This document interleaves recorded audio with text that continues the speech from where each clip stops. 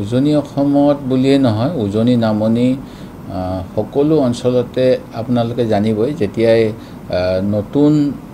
কোনো নেতা আগমন ঘটে তেতিয়া স্বাভাৱিকতে দলীয় কৰ্মীসকলৰ উৎসাহৰ উপৰিও সাধাৰণ নাগৰিকৰ মনতো এটা তেখেতসকলৰ প্ৰতি গ্ৰহণযোগ্যতাৰ ভাৱ এটা আহে হেয়া ব্যতিক্ৰম গৌৰৱ গগৈৰ ক্ষেত্ৰত কেতিয়াও নহয় আৰু গৌৰৱ গগৈ ডাঙৰীয়াই যোৱা সময়ছোৱাত নাগৰিকত্ব সংশোধনী আইনৰ সময়তে হওক বা অন্য সময়ত যদিও কংগ্ৰেছ দলে অসমক বিক্ৰী কৰিলে বুলি এটা অভিযোগ থাকে সদায় তাৰ বিপৰীতে মাত মাতিছিল যে যি সময়ত বহুতে মাত মতা নাই আঞ্চলিক দল কৰিও আৰু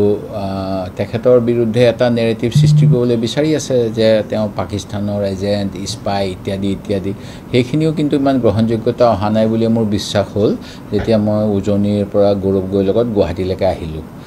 মই সেই গতিকে আশা কৰিছোঁ দলৰ এটা ভাল যোগাযোগ হ'ব যোগাত্মক দিশ এটা পাম মিত্ৰতা সম্বন্ধে এতিয়া গৌৰৱ গগৈ ডাঙৰীয়াই যিখিনি বক্তব্য দিলে সেইখিনি ময়ো মানি আছোঁ তেখেতেও কৈছে যে আমি নিজৰ দলৰ স্থিতিটো চাব লাগিব আৰু সকলোৱে সহযোগ কৰিব লাগিব এই কথাখিনি গৌৰৱ গগৈ যিটো লাইনত কৈছে লাইন বাই লাইন মই সাপোৰ্ট কৰিছো এইটো মই নাজানো কোনেও কাকো ডিক্টেট কৰা উচিত নহয় সকলোৰে মৰ্যাদা আছে সকলোৰে প্ৰতি মৰ্যাদা সন্মান সহকাৰে ব্যৱহাৰ কৰিব লাগে আৰু তাৰ উদাহৰণ আছে আলেকজাণ্ডাৰ পুৰুৰ কাহিনী আমি হেতু বুৰঞ্জীত পঢ়িছিলো এই গতিকে আমি তেনেকুৱা ভুল কোনেও নকৰিব বুলি ভাবো কাৰণ বৰ্তমান সময়ত যিসকল নেতৃত্ব বহনকাৰী সেইসকলে দিল্লীৰ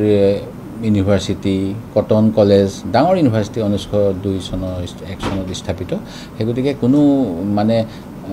আঙ্গুঠা ছাপে কোনো এটা দলৰে নেতৃত্ব লোৱা বুলি মোৰ বিশ্বাস নহয় সেই গতিকে মই ভাবো যে বিজেপি ঘৰুৱাবলৈ এই মিত্ৰতাটো লাগিবই মানে খুব জৰুৰী মানে কংগ্ৰেছৰ যিটো মিত্ৰতা মই নাভাবো বুলি আপোনাক কোনে ক'লে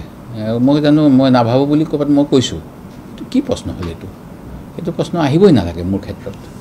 প্ৰথম দিনৰ পৰা মই যেতিয়া কোনো নগলেও মই প্ৰথম দিনৰ পৰাই মই বিৰোধীসকলৰ পোষকতা কৰি আহিছো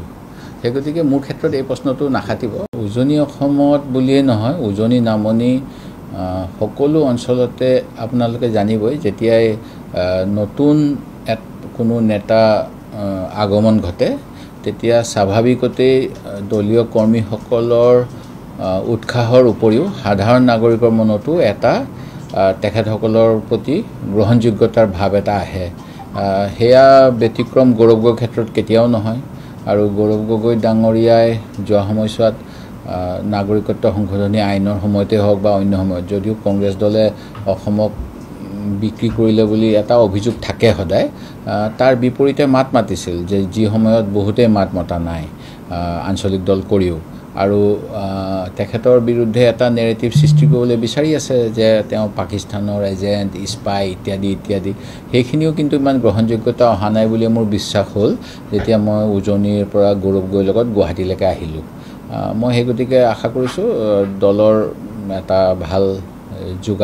যোগাযোগ হ'ব যোগাত্মক দিশ এটা পাম মিত্ৰতা সম্বন্ধে এতিয়া গৌৰৱ গগৈ ডাঙৰীয়াই যিখিনি বক্তব্য দিলে সেইখিনি ময়ো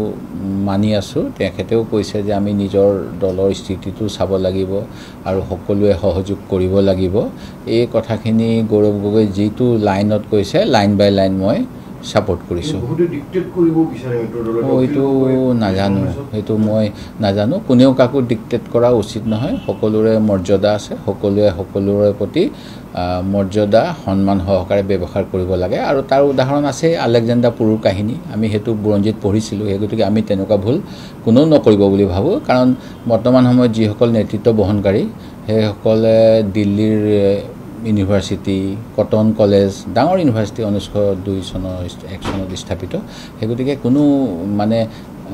আঙ্গুঠা ছাপে কোনো এটা দলৰে নেতৃত্ব লোৱা বুলি মোৰ বিশ্বাস নহয় সেই গতিকে মই ভাবো যে বিজেপি ঘৰুৱাবলৈ এই মিত্ৰতাটো লাগিবই মানে খুব জৰুৰী মানে কংগ্ৰেছৰ যিটো মিত্ৰতা মই নাভাবো বুলি আপোনাক কোনে ক'লে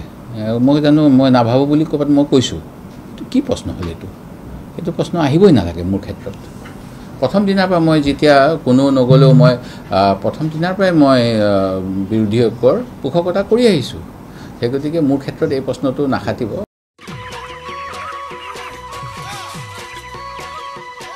অতি কম দিনতেই একোটা এনেকুৱা হৈ যায়। মই যে বিয়মৰ দানা খুৱাওঁ, আপোনালোকেও বিয়মৰ দানা খুৱাওক আৰু কম দিনতেই অধিক মুনাফা লাভ কৰক।